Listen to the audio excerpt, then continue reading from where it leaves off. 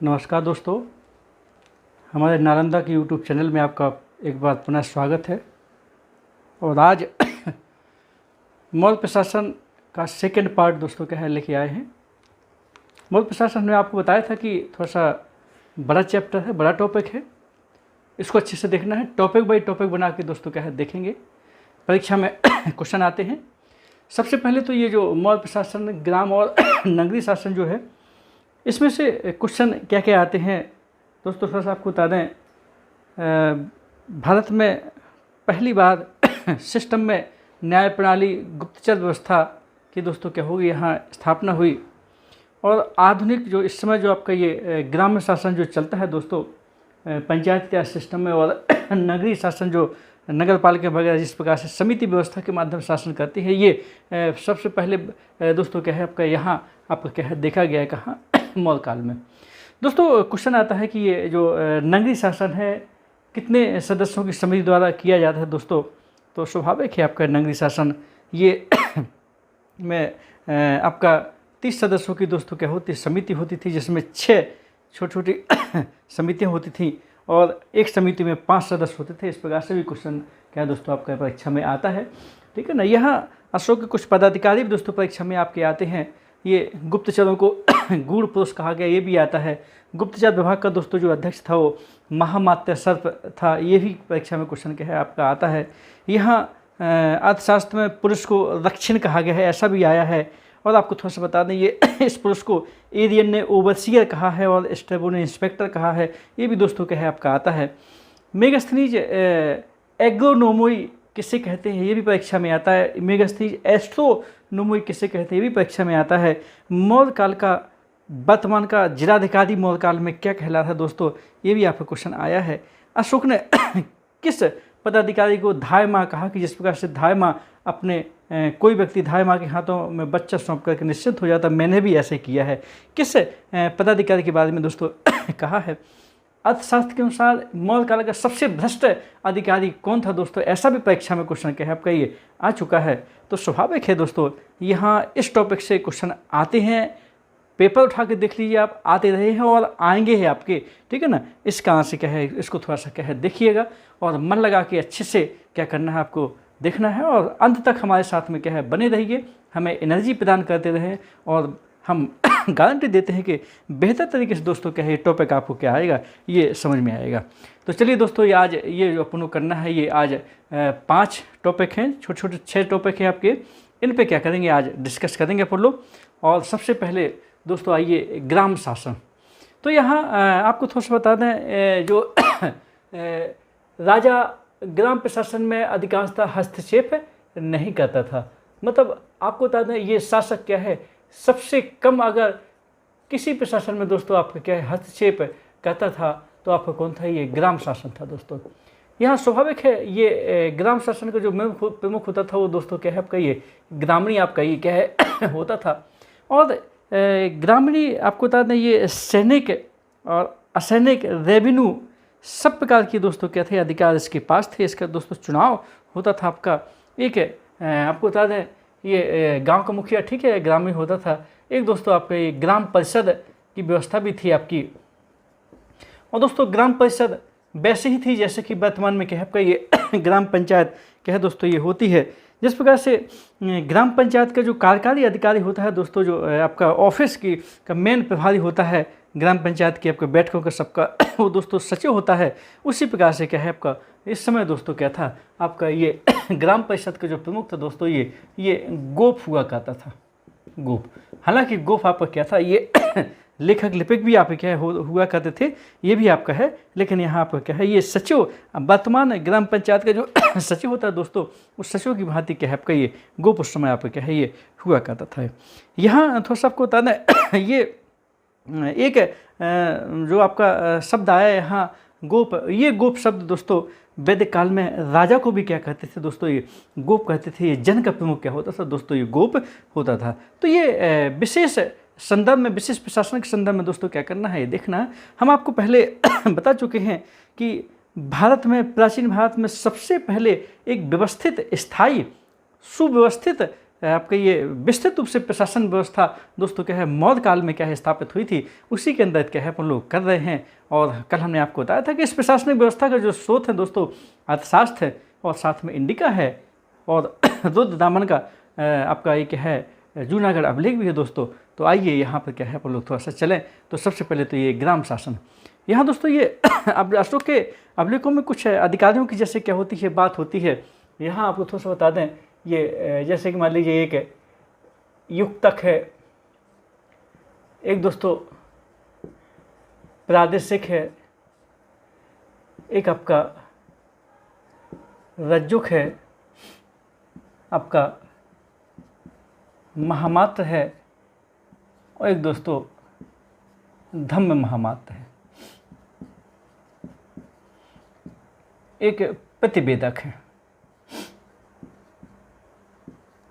कुछ आते हैं आपके, हालांकि युक्तक की चर्चा दोस्तों उसमें भी की गई है, आपके ये अर्थशास्त्र में भी आपकी क्या है युक्तक की चर्चा आती है। ये आपको बता दें युक्तक जो आपके होते थे ये लगभग ये लेखापाल होते थे आपके, ये जो अधिकारी होते थे दोस्तों ये लेखापाल अधिकारी होते हैं, जिले के लेखापाल अधिकारी होते थे। और ऐसा कहा जाता है कि ये रज्जुक के दोस्तों क्या है लेखापाल आपके क्या है ये होते थे। चलिए चर्चा करेंगे। यहाँ जो प्रादेशिक दोस्तों होता था, ये जो कमिश्नर वर्तमान में होता था, तो आयुक्त जैसा यानी कि ये मंडलाधिकारी दोस्तों क्या है आपका ये होता था। कौन? ये प्रादेशिक, ध्यान करिएगा, ये प्रादेशिक आपका ये मंडलाधिकारी यानी कि वर्तमान जो आपका क्या है आपका ये मंडल व्यवस्था है यानी कि आपका क्या है ये संभागीय व्यवस्था है, ये आपका क्या है होता था। यहाँ दोस्तों ये रज्जुक है, रज्जुक आपको बता दें ये सबसे पहले तो इसका जो अर्थ होता है ये आपका ये रज्जुक का अर्थ होता है ये रस्सी। चलिए ठीक, रस्सी पकड़ने वाला यानी कि ये दोस्तों आपको बता दें ये राजस्व व्यवस्था का मेन पदाधिकारी था। भूमि की नाप जोख, भूमि की को मापना आदि पर क्या था दोस्तों माप करवाना, इसकी भी ये आपकी व्यवस्था थी, राजस्व व्यवस्था का मेन था। और आपको बता दें ये आधुनिक जिलाधिकारी के समान था। आधुनिक क्या था दोस्तों? जिलाधिकारी यानी कि आधुनिक कलेक्टर के दोस्तों के आपका ये डीएम के समान था। कौन? आपका ये रज्जुक, इसका अर्थ होता है रस्सी पकड़ने वाला आपका ये। चलिए ये हो गया दोस्तों। और यहाँ आपको थोड़ा सा बता दें अशोक जो चौथे आपके शिलालेख में कहता है कि जिस प्रकार से क्या है ये धाय माँ के हाथों में दोस्तों क्या है आपका ये बालक सुरक्षित रहता है, उसी प्रकार से मैंने भी क्या किया आपकी जनता को रज्जुक के हाथों दोस्तों सौंप करके क्या हो गया, मैं निश्चिंत हो गया। इस प्रकार से दोस्तों क्या है आपका ये रज्जुक के लिए अशोक अपने चौथे शिलालेख में दोस्तों क्या है ये कहता है। चलिए तो ये आधुनिक जिलाधिकारी के समान आपका क्या था ये रज्जुक था। और आपको थोड़ा सा बता दें इसी रज्जुक के लिए, ध्यान सुनिएगा, इसी रज्जुक के लिए मेगास्थनीज दोस्तों क्या कहता है, इसके लिए एग्रोनोमोई शब्द कहता है। एग्रोनोमी आपको बता दें एक आधुनिक जिलाधिकारी राजस्व व्यवस्था के का मेन प्रमुख आपका क्या है आपका प्रभारी होता था। और ये जो आपका मेगास्थनीज कहता है कि ये एग्रोनोमी क्या कहता था, ये 10 स्टेडिया पर एक खंबा खड़ा करवाता था। खंबा यानी कि आपका क्या है ये मार्ग निर्माण अधिकारी का प्रभारी भी दोस्तों क्या है आपका ये था। कौन? आपका मार्ग निर्माण विभाग का भी क्या था प्रमुख था। कौन? रज्जुक। कुल मिला के जिले का मेन अधिकारी जो वर्तमान जो कलेक्टर है आपका ये आपका क्या है ये आपका क्या है रज्जुक होता था। महामात आपको बता दें दोस्तों ये बड़े बड़े पदाधिकारी क्या होते थे आपके, ये महामात आपके क्या है होते थे जो क्या है आपका जिनके अंडर में बड़े बड़े क्या होते थे आपके विभाग दोस्तों क्या है आपका ये होते थे। ये धम्म महामात आपको बता दें ये सबको मालूम है, ये उस दिन चर्चा हुई थी अपने की 5वें जो दोस्तों शिलालेख है, 5वें शिलालेख में अशोक क्या है धम्म महामात की नियुक्ति की बात करता है। और दोस्तों ये अशोक 13वें वर्ष में क्या है इसकी नियुक्ति की बात करता है। यहाँ थोड़ा सबको बता दें अशोक ये रज्जुक को कहता कि मैंने 26वें वर्ष में इसे क्या किए ये जनपदीय न्यायाधीश भी बना दिया था। मतलब ये 26वें वर्ष में अशोक इसे न्यायिक अधिकार भी दोस्तों क्या है आपका दे देता है, पूर्ण रूप से अधिकार दे देता है। मतलब ये राजस्व व्यवस्था और न्याय व्यवस्था का दोस्तों क्या है ये प्रमुख अशोक क्या है 26वें वर्ष में दोस्तों इसे बना देता है। किसको? ये रज्जुक को। तो रज्जुक के बारे में थोड़ा सा क्या है आपका देखिएगा, ये मतलब ये न्याय आपका अधिकार, न्यायिक अधिकार भी दोस्तों क्या है आपका ये दे दिए गए। किसको? रज्जुक को। किसने? अशोक ने। ये धम्म महामात प्रजा के नैतिक जीवन की क्या है दोस्तों देख रेख करता था। अच्छा, आपको बता दें रज्जु को धम्म का प्रभारी भी आपका क्या है बनाया गया था। धम्म महामात आपको बता दें ये थोड़ा सा दानशीलता कोई आपका गरीब है, अपाहिज है, धम्म से संबंधित जो आपका नैतिक कार्यों की देखरेख करने वाला जो अधिकारी होता था दोस्तों क्या है आपका ये धम्म महामात आपको क्या है दोस्तों आपका होता था। ये अशोक ने नियुक्त की थी, ये 5वें शिलालेख में है। और अशोक ने अपने शासनकाल के 13वें वर्ष में दोस्तों क्या है की थी, जिस समय कलिंग आपका युद्ध हुआ था। कलिंग युद्ध के लगभग आपका 6 वर्ष बाद आपको क्या हुई थी दोस्तों ये धम्म महामात की क्या है आपकी नियुक्ति हुई थी। फिर दोस्तों ये प्रतिवेदक है। प्रतिवेदक ये सूचना देने वाले हैं। अशोक इन प्रतिवेदकों को दोस्तों क्या कहता है, आदेश देता है कि मैं कहीं भी रहूं, चाहे मैं अंतःपुर में रहूं, चाहे मैं भोजन करता रहूं, चाहे मैं शयन कक्ष में रहूं, चाहे मैं किसी के साथ मंत्रण करता रहूं, प्रति क्षण प्रति पल हमें जनता के आपको क्या है सूचना देनी चाहिए। प्रतिवेदकों को क्या है आपका दोस्तों ये इसने आपका क्या किया था, ये अशोक ने ऐसा आदेश निर्देश वगैरह क्या आपका दिया था। तो प्रतिवेदक का मतलब कहता है जो का अर्थ होता है जो सूचना दे देते इस प्रकार से क्या है, ये आपके कुछ अशोक के अभिलेखों के क्या है दोस्तों ये पदाधिकारी है। इसमें प्रादेशिक, रज्जुक और धम्म महामात प्रतिवेदक के 4 दोस्तों क्या है मेन है। युक्तक की बात तो आपका ये अर्थशास्त्र में भी क्या है दोस्तों ये होती है। ये थोड़ा सा हल्का सा ये देखिएगा। चलिए ये हो गया। इसके बाद दोस्तों थोड़ा सा नगरी प्रशासन के बारे में अपन आएंगे। यहाँ थोड़ा सा आपको बता दें नगरी प्रशासन के बारे में, ठीक है अर्थशास्त्र एक स्रोत है, लेकिन नगरी प्रशासन के बारे में सबसे ज़्यादा सूचना देता है तो आपका इंडिका के माध्यम से दोस्तों क्या है सूचना आपकी क्या है मिलती है। और इंडिका के माध्यम से बहुत सारे लेखक एरियन, स्ट्रेबो, प्लूटार्क आदि दोस्तों क्या कहते हैं, ये नगरीय प्रशासन के बारे में क्या कहते हैं, ये आपका वर्णन करते हैं। तो यहाँ थोड़ा सा आपको बता दें ये जो जिस प्रकार से ग्रामीण प्रशासन का मेन आपका अधिकारी आपका इंडिका के अनुसार एग्रोनोमोई था, उसी प्रकार से नगरीय प्रशासन का अधिकारी दोस्तों जो था वो एस्ट्रोनोमोई था। एस्ट्रोनोमोई था। ये ध्यान करिए, ये इंडिका के अनुसार है। ये किसके अनुसार है, ये इंडिका के अनुसार है। ये मेन अधिकारी था किसका, नगरीय प्रशासन का दोस्तों ये अधिकारी था। और इसने इसके अनुसार ये एस्ट्रोनोमी की संख्या कितनी होती थी दोस्तों, 30 संख्या के आपके ये होती थी। ये थोड़ा सा आपको बता दें नगरों का शासन 30 सदस्यों की समिति द्वारा किया जाता था। ध्यान करें 30 सदस्यों क्या है दोस्तों ये समिति द्वारा क्या आपका ये किया जाता था। और ये 30 सदस्यों की समिति में कई उप समितियाँ भी दोस्तों क्या है आपका थी। और प्रत्येक उप समिति में आपको बता दें ये आपका ये 5 सदस्य होते थे। प्रत्येक में क्या होते दोस्तों ये 5 सदस्य क्या आपके ये होते थे। सभी में 5 सदस्य आपके क्या है आपके ये होते सभी समिति में। इसका मतलब क्या है इन समितियों की टोटल संख्या कितनी है दोस्तों ये 6×5 30। मतलब हर समिति में 5 सदस्य दोस्तों क्या है आपके ये होते थे। आधुनिक जो वार्ड वगैरह हैं उसके अनुसार होते थे। और सबके समितियों के दोस्तों क्या थे आपके अलग अलग क्या है आपके ये कार्य थे। जैसे प्रथम समिति का जो कार्य था दोस्तों ये शिल्प और उद्योग, ये दोस्तों शिल्प वगैरह, शिल्प क्षेत्र है, शिल्पी वगैरह है, और उद्योग क्षेत्र है आपका। इसका आपका क्या है इसका विकास करने के लिए, इसकी देखरेख करने के लिए दोस्तों क्या था ये प्रथम समिति थी आपकी। द्वितीय समिति है दोस्तों ये विदेशियों की देखभाल, विदेशियों की देखभाल। वो आते थे जो आना जाना उनकी क्या करना दोस्तों व्यवस्था करना, ठीक है ना। ये विदेशियों की देखभाल क्या होती थी दोस्तों ये 30 सदस्य क्या है आपके ये होती थी।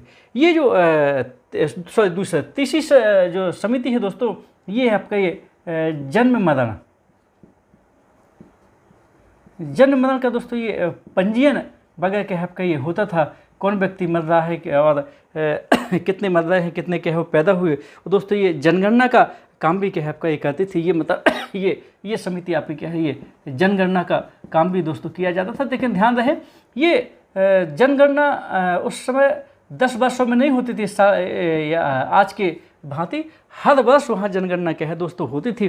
तो जो तीसरी समिति थी ये जनगणना का काम करती थी। जन्म का पंजीयन का काम भी दोस्तों क्या है आपका ये करती थी। कौन है तीसरी समिति। फिर इसके बाद है जो चौथी समिति है ये व्यापार व्यवसाय। ये दोस्तों जो चौथी समिति थी ये व्यापार और व्यवसाय की दोस्तों क्या आपका ये देखने कहते थे, जानते हो आप लोग, ये अर्थशास्त्र में बाता शब्द आया तो कृषि, पशुपालन और व्यापार दोस्तों। तो चौथी समिति क्या है, इसकी क्या आपका ये देखभाल क्या आपका ये करती थी। जो पांचवी समिति थी ये बिक्री योग्य वस्तुओं की व्यवस्था, जो बनी हुई वस्तुएं थी, बिक्री की व्यवस्था, जो निर्मित वस्तुएं थी दोस्तों, उनकी क्या आपका ये व्यवस्था करती थी। कौन है ये, पांचवी समिति। और ये छठवीं समिति थी दोस्तों, ये बिक्री कर वसूलती थी। ये बिक्री कर क्या है दोस्तों, ये वसूलती थी कौन, पांचवी समिति। बाद में रेवेन्यू सिस्टम आप चलेंगे आप लोग, तो इस प्रकार से क्या है ये आपके ये समितियों के माध्यम से क्या होता था दोस्तों, ये नगरीय शासन होता था। ये आपको पूरा का पूरा आपको बता दें, ये इंडिका के अनुसार क्या है दोस्तों, ये बता रहे हैं कि कितनी समिति द्वारा होता था। जो बड़ी समिति थी ये 30 सदस्य होते थे, प्रत्येक 30 सदस्यीय 6 उप समितियों द्वारा होता था। प्रथम समिति में 5 सदस्य, दूसरी में 5, सब में 5-5 होते थे। इस वजह 6 उप समितियाँ होती थी। और आपका प्रथम उद्योग शिल्प की देखभाल करती थी। दूसरी दोस्तों विदेशियों की देखभाल करती थी, विदेशियों को कोई प्रॉब्लम ना हो, सुख सुविधाएं उनके लिए रहें, आपका सभी सुविधाएं मिल सकें, ठीक है ना। तीसरी समिति दोस्तों ये जनगणना का कार्य करती थी, जो हर वर्ष होता था। जनगणना का दोस्तों पंजीयन भी होता था। चौथी होती थी ये बाता की व्यवस्था करती थी, व्यापार व्यवसाय की दोस्तों क्या है ये व्यवस्था आपकी क्या है करती थी। और जो आपकी पांचवी समिति है ये जो निर्मित वस्तुएं हैं उनकी बिक्री की दोस्तों बाजार की पूरी व्यवस्था क्या की जाती थी।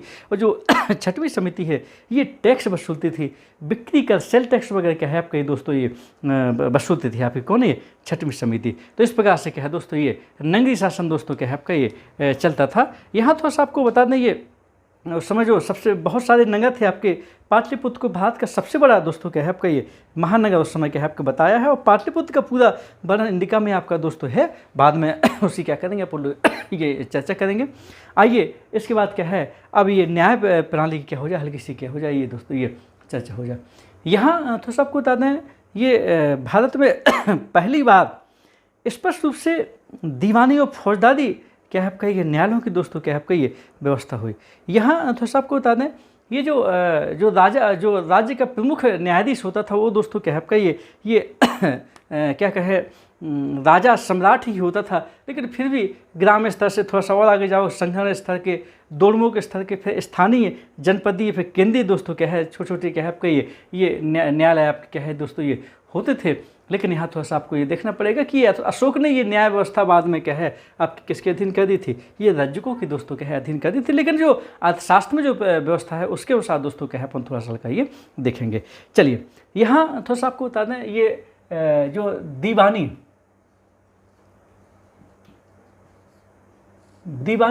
न्यायालय होता था उसको बोलते थे दोस्तों इस समय धर्मस्थलीय न्यायालय कहते थे किसको, दीवानी न्यायालय को। चलिए फिर दोस्तों जो आपका वर्तमान जो फौजदारी न्यायालय होता है इसको बोलते थे तो दोस्तों उस समय कंटक शोधन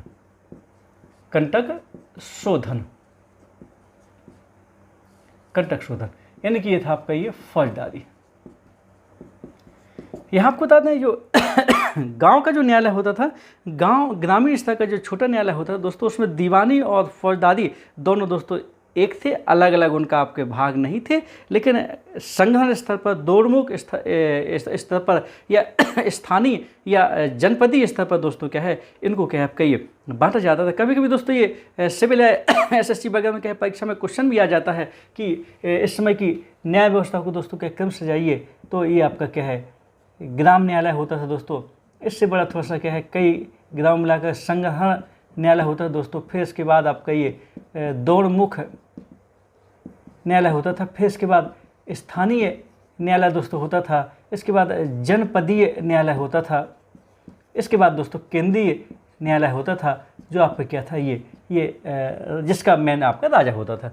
यहाँ जो 2 भागों में बांटा गया है आपका धर्मस्थलीय और आपका कंटक शोधन, ये आपका क्या नहीं थे दोस्तों, ये ग्राम स्तर पर क्या है नहीं थे, बाकी सभी स्तरों पर आपके क्या थे ये धर्मस्थली और कंटक शोधन दोस्तों क्या है आपका ये न्यायाधीश थे। ये थोड़ा सा क्या है हल्का सा ये देखिएगा।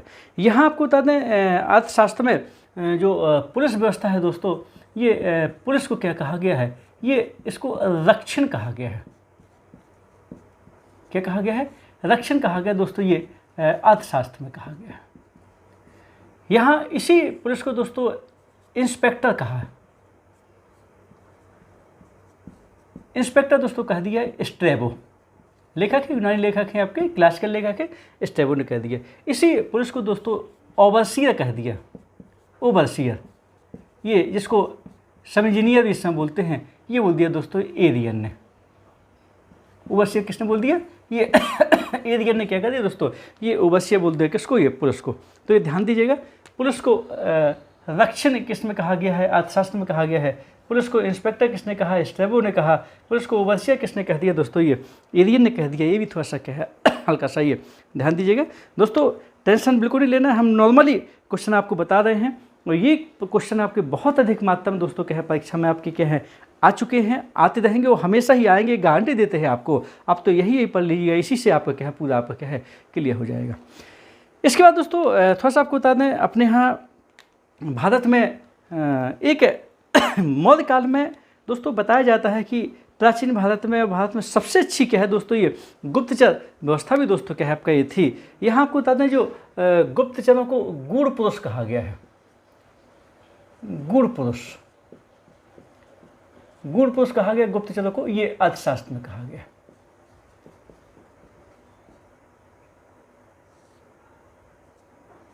यहाँ आपको बता दें, जो गूढ़ पुरुष होते थे, ये आपका स्थिर एक जगह रह करके और घूमने वाले भी क्या है दोस्तों आपके होते थे। जो गुप्तचर गूढ़ पुरुष एक जगह दोस्तों रहते थे, उनको संस्था बोलते थे। जो घूमते थे, दूसरी जगह जाते थे दोस्तों के, उनको क्या बोलते थे? ये संचार भी क्या है दोस्तों बोलते थे। यहाँ आपको थोड़ा सा बता दें, ये गुप्तचरों में स्त्री गुप्तचरों की भी क्या है आपका दोस्तों ये बात कही गई है अर्थशास्त्र में। स्त्रियों को भी क्या है गुप्तचरों के रूप में, मुखबिर के रूप में क्या है आपका दोस्तों ये आपका नियुक्त किया जाता था। ये भी थोड़ा सा क्या हल्का सा ये देखिएगा। यह सैन्य प्रशासन में आपको बता दें, ठीक है, अर्थशास्त्र में चर्चा की गई, लेकिन ये इंडिका का उदाहरण देते हुए दोस्तों, ये जो जस्टिन है सैन्य प्रशासन के बारे में, जो दोस्तों जस्टिन है, ये चंद्रगुप्त मौर्य का विदेशी पत्नी का पुत्र था। ये 6 लाख सेना की क्या कहता है, ये बात कहता है, और ये डाकुओं का गिरोह कहता है। डाकुओं क्या कहता है? चंद्रगुप्त मौर्य की सेना को दोस्तों क्या कहता है? ये डाकुओं का गिरोह कहता है। कौन? ये जस्टिन। ये वैसे आपको बता दें, ये एक राष्ट्रीय सेना थी। 5 जातियों की क्या है एक राष्ट्रीय सेना दोस्तों क्या है आपका थी। इस समय विश्व में सबसे अधिक सेना क्या है दोस्तों आपके मौर्यों के पास क्या है दोस्तों ये थी। यहाँ थोड़ा सा बता दें, ये जो प्लूटार्क हैं, प्लूटार्क कहते हैं कि लगभग ये 6.5 लाख दोस्तों सेना लेकर के 6.5 लाख सेना से क्या किया, इसके चंद्रगुप्त मौर्य ने बोले क्या है संपूर्ण भारत को क्या किया आपका ये रौंद डाला, भारत को रौंद डाला। ये क्या कौन कहते हैं? ये प्लूटार्क दोस्तों क्या है कहते हैं। कुल मिला के क्या है ये थोड़ा सा आपको बता दें, ये अच्छी सैनिक व्यवस्था दोस्तों क्या है यहाँ थी। चतुरंगी सेना की बात भी कही गई है, शक्तिशाली सेना की दोस्तों स्थापना यहाँ पर की गई थी। यहाँ थोड़ा सा आपको बता दें, ये जो इस सैन्य विभाग का जो प्रमुख अधिकारी होता था दोस्तों, उसको बोलते थे सेनापति। सेनापति ये दोस्तों सैन्य विभाग का अधिकारी होता था। ध्यान करिएगा, सैन्य विभाग का क्या है अधिकारी होता था। लगभग इसको 48,000 पौंड दोस्तों क्या है वेतन मिलता था, किसको? सेनापति को। लेकिन अगर युद्ध के समय जो सेना का जो व्यक्ति नेतृत्व करता था, उसको बोलते थे दोस्तों ये नायक। नायक ये युद्ध के समय दोस्तों क्या है आपका ये नेतृत्व करता था, युद्ध में सेना का नेतृत्व करता था। और इसको जो समय ऐसा बताया जाता है कि ये अर्थशास्त्र के अनुसार 12,000 दोस्तों क्या है इसको पौंड आपका वेतन क्या है मिलते थे। पौंड आपका ये चांदी का सिक्का है, बादशाह है आपका ये, ठीक है ना। तो इस प्रकार से क्या है मिलता था। यहाँ दोस्तों जिस प्रकार से नगरीय शासन में भी दोस्तों समितियों के माध्यम से आपका शासन चलता था कि 30 सदस्यीय समिति द्वारा क्या है आपका ये नगरों का शासन चलता था, उसी प्रकार से ये भी है कि सेना का प्रशासन भी दोस्तों 30 सदस्यीय समिति द्वारा चलता था। और 6 समितियाँ थीं, ध्यान करिए 6 समितियाँ थीं, और प्रत्येक समिति में 5 सदस्य दोस्तों क्या है आपके ये होते थे। तो ध्यान करिएगा, ये इंडिका के अनुसार यहाँ लिख देते हैं, ये इसमें भी आपका क्या है 30 सदस्यीय समिति। 30 सदस्यीय समिति द्वारा क्या है दोस्तों ये शासन क्या है आपका ये चलता था। कौन? सैन्य शासन। और इसमें 6 समितियाँ थीं, 6 समितियाँ थीं दोस्तों। प्रत्येक में कितने सदस्य थे? 5 सदस्य थे। प्रत्येक में 5 क्या है दोस्तों व्यक्ति आपके होते थे। जिस प्रकार से ये वैसे आपको क्या है यहाँ करना है। ये जो पहली समिति थी दोस्तों, ये जल सेना थी। आपको बता दें मौर्यों के पास जल सेना भी थी। और आपको थोड़ा बता दें अर्थशास्त्र में ये नवाध्यक्ष की दोस्तों क्या है बात कही गई है। नवाध्यक्ष मतलब जो नौसेनापति होता था उसकी दोस्तों क्या है इस समय आपकी क्या है बात की गई है। मतलब प्रथम समिति जल सेना की दोस्तों क्या करती थी, ये देख रेख आपकी करती थी, पूरी व्यवस्था क्या है करती थी। फिर इसके बाद दूसरी समिति है ये यातायात और दोस्तों रसद सामग्री, मतलब खाने पीने की चीज़ें कोई असुविधा ना हो इसकी क्या है दोस्तों ये व्यवस्था करती थी। कौन? ये दूसरी समिति। तो पहली समिति जल सेना की प्रभारी थी। दूसरी समिति दोस्तों यातायात उसकी यातायात और रसद सामग्री की प्रभारी थी। और तीसरी समिति आपको बता दें ये पैदल सेना की थी। मतलब ये तीसरी समिति क्या है पैदल सेना से संबंधित थी दोस्तों।